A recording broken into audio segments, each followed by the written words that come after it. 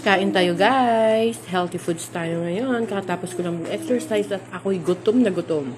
Haluin natin yung pang sausawan natin dito sa cucumber.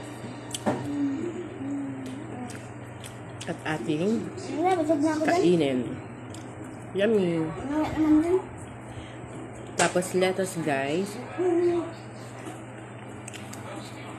Diet muna ako ngayon kasi napansin ko na talaga na nagsusupaw na naman yung aking mukha.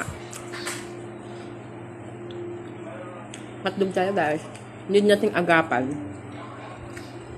Kasi talagang mahirap na.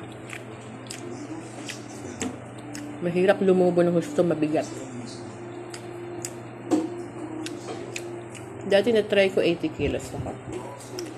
Nung nagbuntis ako.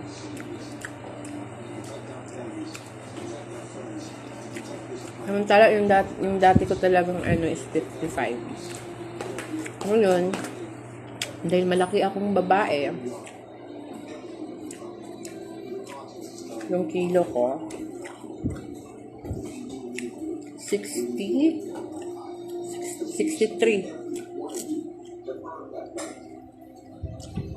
kilo ko. Laki ko kasing babae.